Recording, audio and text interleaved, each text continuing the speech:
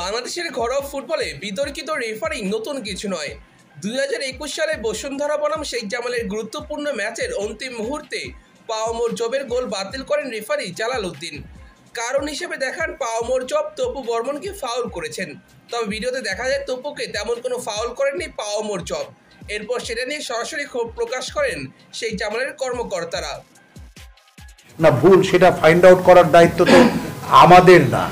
আমরা দেখাই দিতে পারি, আপনাদেরকে ভিডিও ফুটেজ নিয়ে দেখালাম এটা কেমন ভুল।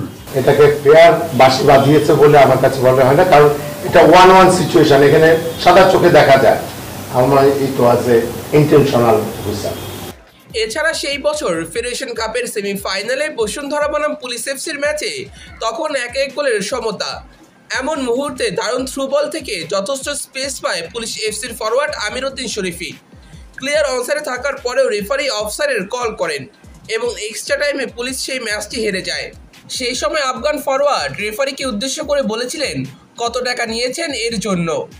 এছাড়া 2022 সালে সাইফ রেফারিং নিয়ে আন্তর্জাতিক আদালতে গিয়েছিল এবং বিতর্কিত রেফারিং এবং জামাল ভুঁইয়ার নামে মিথ্যা অভিযোগের কারণে রেফারি বিটরাজকে নিষিদ্ধ করা হয়। এছাড়া কিংস অ্যারেনায় উদ্বোধনী দিনে বসুন্ধরা বনাম পুলিশ এফসির ম্যাচে পুলিশের বিরুদ্ধে বিতর্কিত পেনাল্টি দেন রেফারি, যা স্বীকার করেন বাফুফের সাবেক সভাপতি কাজী সালাউদ্দিন।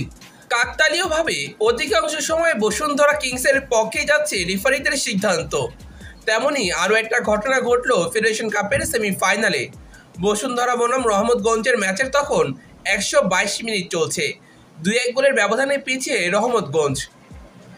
এমন মুহূর্তে বলে চার্জ না করে চন্দন পা দিয়ে আটকান প্রতিপক্ষ দলের ফরওয়ার্ডকে, তবে রেফারি জালাল উদ্দিন জানান এটা পেনাল্টি নয়। এতেই ক্ষোভে ফেটে পড়েন রহমতগঞ্জ। প্রথম আলোতে দেওয়া সাক্ষাৎকারে রহমতগঞ্জের সভাপতি হাজী টিপু সুলতান কিংসের প্রতি আঙুল তুলেছেন এই ব্যাপারে এবং এটাকে রীতিমতো ছিনতাই বলে ব্যাখ্যা করেছেন তিনি। এমন কিছু তারা ঘটাতে পারে আমাদের আগেই মনে হয়েছিল। তারা রীতিমতো ম্যাচটা ছিনতাই করে নিয়ে গেছে। এত টাকা পয়সা খরচ করার ফল যদি এভাবে নষ্ট হয়ে যায় তাহলে কীভাবে উন্নতিটা হবে? ফুটবল ধ্বংস হয়ে যাচ্ছে রেফারিদের এমন ভুল সিদ্ধান্তর কারণে। তবে রেফারি জালাল উদ্দিন বলছেন ভিন্ন কথা। তিনি পর্তুগালের কিংবদন্তি ক্রিস্টিয়ানো রোনালদোর উদাহরণ টেনে বলেন, এটা ফাউল ধরার মতো ছিল না। আমি সব দেখেছি, আপনি বলের জন্য পা বাড়িয়েছেন, পরে আমি যদি আপনার পায়ের সাথে পা লাগিয়ে পড়ে যাই তাহলে কি ফাউল ধরা যাবে?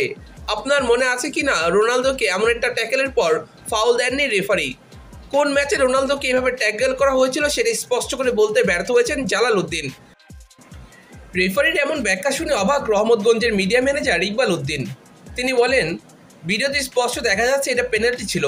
আমরা রেফারিকে বলার পর তিনি বলেছিলেন কিছু হয়নি। এখন যদি তিনি বলেন আমাদের ফুটবলার পা লাগিয়ে পড়ে গেছে তাহলে আর কি বলবো? বাংলাদেশের ফুটবলের রেফারিদের এই বিতর্কিত সিদ্ধান্ত শেষ কবে হবে সেটা জানা নেই কারো।